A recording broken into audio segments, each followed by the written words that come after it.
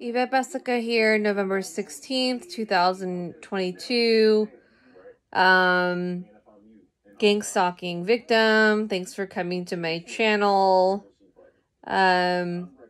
Just gonna start off with my websites. So you have a way to contact me. You can find me on Instagram at my name, Yvette Basica 3, YVETTE, B as in boy, A, S as in Sam, ICA 3. You could find my 3 companies, which is Protect Female, just like it sounds, .com.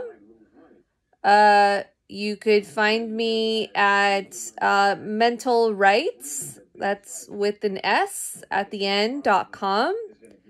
And then my newest one is personal training and life coaching, so I could generate income. And that is through YvetteMindandBody.com. The number you can reach me at is 310-935-8797. Anyway, so just wanted to do a couple things, what's been happening recently. So about 6 or 7 months ago, my stalking increased again with just an impulsive move with my stalkers. And they turned on the volume, and then they increased it with my parents at home. So I was getting domestic violence every day, all day long. And then my mom said, you need to see a medical doctor, because I was getting so sick. And I tried to see a medical doctor, but I was blocked. So what happens is my phone calls are all redirected as soon as I call out to the government center. And then one of my stalkers gets on the phone, pretends they work for the business, and then they redirect me, and they lie, and they say they can't help me. So when I call up doctor's offices, they all say, not accepting new patients, can't help you, even if I've been to them before. I had one doctor in Rolling Hills say that, sorry, we're a concierge service and we're not taking new patients. And I said, well, I'm an old patient. She found my records and she said, oh, it's too long ago. Sorry, we can't do it, even though that's a lie. So I get blocked that way. And then my text messages get blocked, or the person doesn't get them, so they get erased. My direct messages on Facebook and Instagram are blocked. So if you want to send me a personal message, I won't get it. So you have to post on one of my pictures on Instagram, or post on my Facebook if I've accepted you as a friend. And I also have Facebook groups, but I don't know how to get the URL. But they're on with my company names. And so you post on one of my pictures on Instagram, and then you make sure that it's gone through, and you make sure I reply, because Instagram erases my posts. So they did that before. I tried to contact a doctor in Nashville, and they erased my posts when I would try to plead out for help. My emails are all redirected. They get blocked or erased. They started erasing personal information on my emails, so they are hacked. So email is not the best option, although you can always try it. So, and then if I go in person, they're already waiting for me. So since I live in San Pedro, they've migrated on right now on all the local businesses in the town. So all the main ones, so on like Western Avenue or some places on Gaffey and stuff like that. If they know I'm searching for something, they'll target those businesses. So they know that I've been searching for work. So they're finding the places that they know that I would apply to, and then they're waiting for me. So I'm a trainer, so they're waiting for me at certain places to block me from getting a job. I've applied to thousands of jobs since 2015 so that I can get out of domestic violence, and they have blocked me. So I've been blocked with my messages on Indeed.com, and then of course all the rest of my personal information. So they have blocked me from doing that. I've gone in and applied to jobs in person and given my resume in person, and that's basically it. And I'll go back to the places to make sure they got it, and I never hear from them.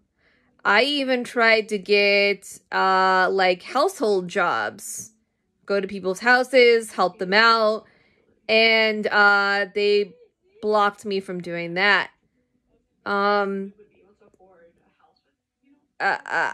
They want me stuck. So anyway, I'm currently going to go to a couple private gyms in San Pedro and Rolling Hills Estates, and hopefully that will work. So if anybody needs any of my services, they're all on the website that I mentioned, Yvette mindandbody.com. I prefer online and over the phone because it's easier, but you know, either way is fine.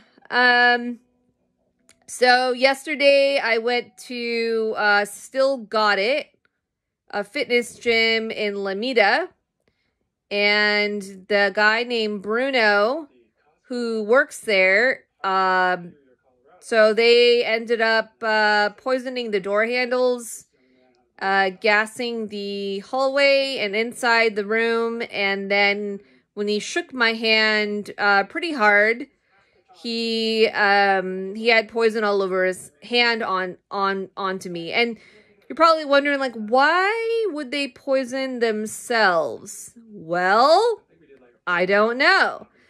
The answer is probably, you know, there's like suicide bombers that go on planes and like bomb the whole entire plane and then kill themselves because they're fucking nuts. So I don't know why sociopaths would do that. They're pretty twisted. You know, they get hurt themselves a little bit, although they have proper protocol on how to fix it. I don't. So I don't know why they would do that. It's just really twisted. So he did that, and then today, everybody was gone in the house, and people broke in while everybody was gone, and I came back and my room was ransacked, and there was stuff all over my bedding, clothes, shoes, things were moved.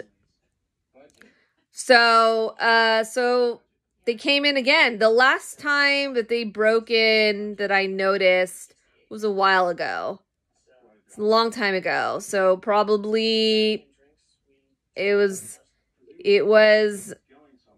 I don't know, probably can't recall, maybe 4 months ago or something like that. It's been a while. So not that long, but long enough, you know. So they got, you know, crazy again. They got triggered again. And so what happened to me in the last 2 months was my mom wanted me to check out a doctor. I couldn't find one because I got blocked. And then I tried to go to urgent care in the South Bay, so Hermosa, Manhattan, San Pedro. And they all wouldn't treat me. I thought if I went outside of San Pedro, they would treat me medically, and they refused. I got in the door, they said, no, we can't test for poisons. You have to go to the ER. And I said, I can't go to the ER because they're going to lock me up. And they said, well, yeah, I go, can you just have, I asked them if they can just have the doctor check me out. You know, vital signs, heart, search around my body. I mean, it's you know, just check me out. It's very obvious that I'm sick. And they refused. They said, no, we're not going to have you see you. And then, I guess, yeah, one Exeter urgent care in Manhattan Beach said no. And then, it's like John something in, like Redondo, Hermosa area. I forgot the name. I could search for it. They said no. And so they were forcing me to go to the ER, and we all know what happens when a targeted individual goes to the ER. They lock you up in the psych ward.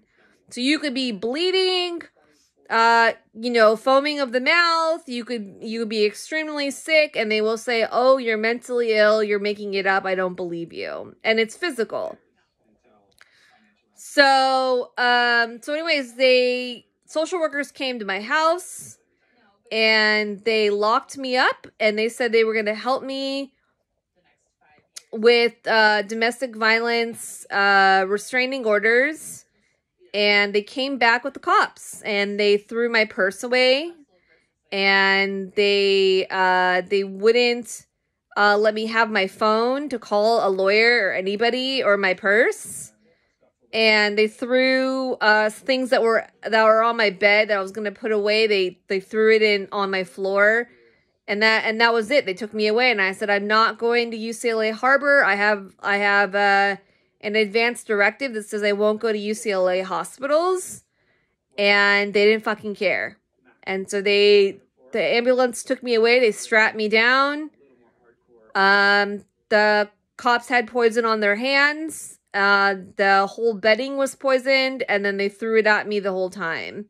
And then, got to the psych ward. I talked to them. They allowed me to go to the ER, where I was, tortured, threw poison on me the whole time while I was in the ER, one by one, you know, and they launch it right at my head. And then I was calling anybody, police, fire. I was calling advocates. I called dependent adult services, and they wouldn't help me. They wouldn't come to the hospital.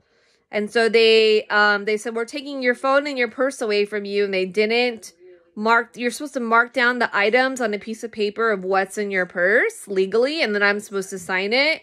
They didn't do that. They wouldn't let me. So they strapped me down on all fours, and they had these vials, and I said, I can't do that. I'm allergic to it. And they forced some kind of a pill in my mouth, and I have no idea what it was.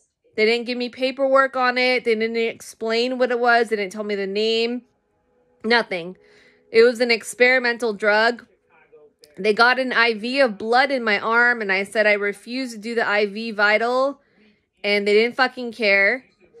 And they held it in my arm for maybe like three hours or so, and it had a drug in it, so it sedated me. And then they just left me there to sleep. I couldn't get up to use the sink to wash things off. Oh, and they did a COVID test on me, and I said I refused that, and they didn't fucking care. And that was poisoned. And then I went up to the psych ER, where they said if I don't take your pills, I'm gonna get tortured. Basically, they took my shoes from me, and my purse and all my belongings. I had nothing, and you're allowed to hold on to money, toiletries, stuff like that, and like paperwork or whatever you need. And they didn't. They blocked me from making phone calls and from calling the police, and they wouldn't transfer me out. And then they held me there for, I don't know, a day or two. And then I went up to the psych ward where it was longer than a couple days. And I was given experimental drugs in my food supply and my drinks every day. They experimented new drugs on me. They said they were giving me antibiotics, and they weren't. And they gave me new drugs every day and every night. They forced it on me in the morning and in the night, and you're not supposed to give it to me in the morning. It's not used for that purpose, and so they did it anyway. They said that I couldn't leave unless I took the antibiotics, which was an experimental drug. And my mom said, who's my conservator, said I couldn't leave unless I took the antibiotics. And you can't do that to somebody. She said she was going to get a court order to take the antibiotics, but I know you can't do that either. I can refuse it. And they don't fucking care. And they said I had a UTI, which I don't think I did, because I didn't have the symptoms that I would usually get from a UTI. I think they made it up, so I would have to be forced to take antibiotics. And they molested me at night when I would sleep, and then they would they would do more poison throughout the night and throughout the day on me. And then the other clients that were there were physically harassing me the whole time I was there. And then all of the employees, they blocked me from using the phone call. They said that they were going to coerce me into isolation room if I didn't obey their commands. I said I wanted to call the police. They wouldn't let me. I said I wanted to call patients' rights. They blocked the phone number from patients' rights when I tried to call, and they wouldn't help me get anybody on the phone.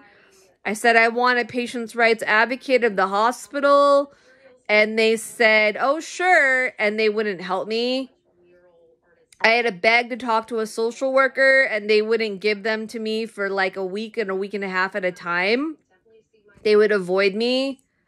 They stole my keys of my purse. They stole my cell phone charger, and then they put poison on my phone and then all my belongings in my purse.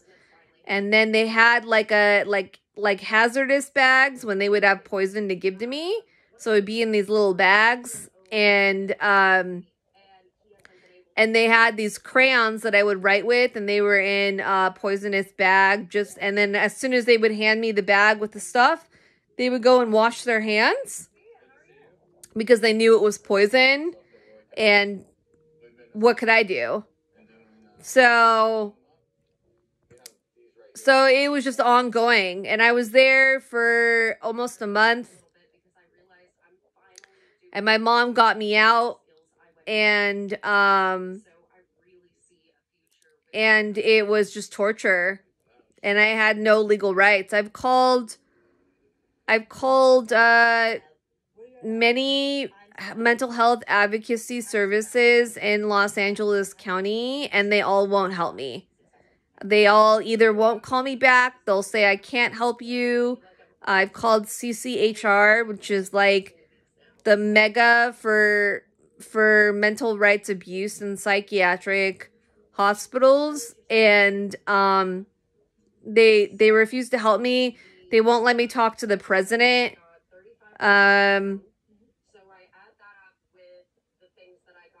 It's crazy.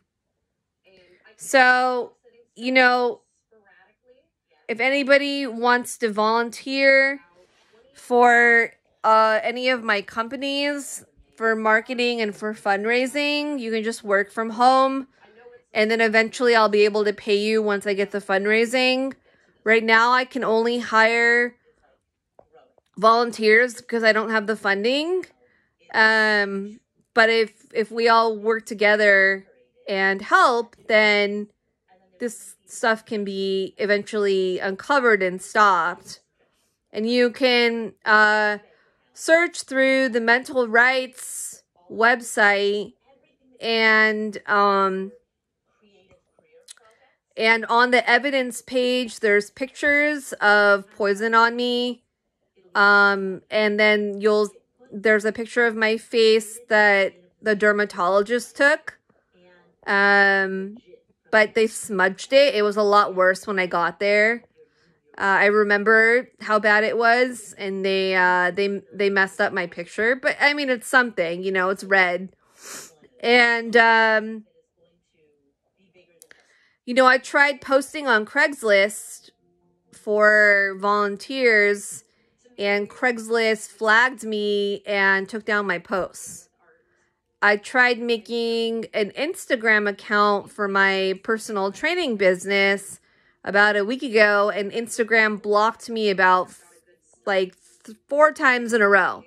I made a brand new email address and everything, and I tried to make an account, and they completely blocked me and said my account was suspended.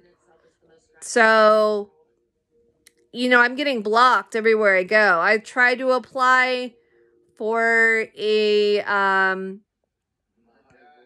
receptionist and a manager at a local business in San Pedro, and as soon as I got there, my stalkers were waiting for me, and they blocked me from talking to anybody else.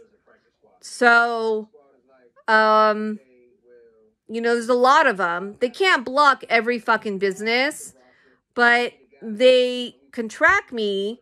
And once they track me, they'll send out their goons in the actual area, and then they'll know kind of where I'm going. And if I have to put a business in my phone and I put the address in, then they'll know where I'm going, so I'm screwed.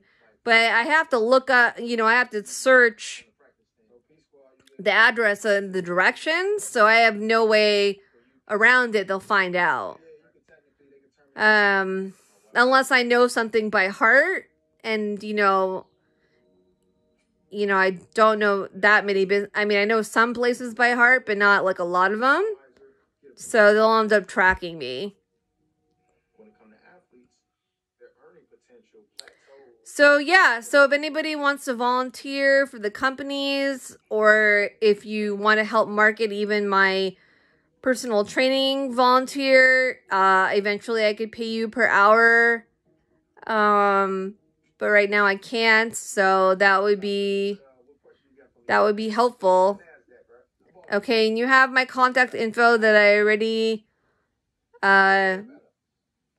mentioned, and if anybody has any resources to help, or law firms or anything like that,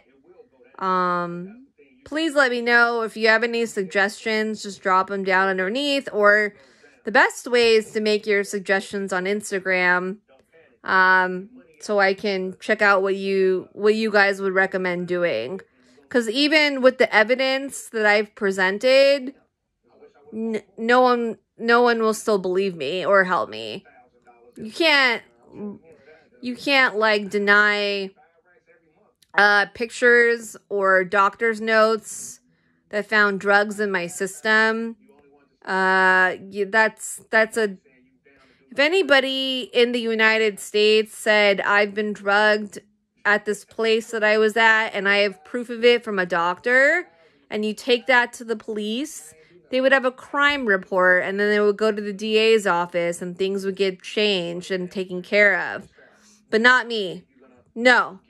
They say, oh, you're mentally ill? That really didn't happen. And I'm like, okay, but I have doctor proof. What? I don't understand. So it just goes on and on.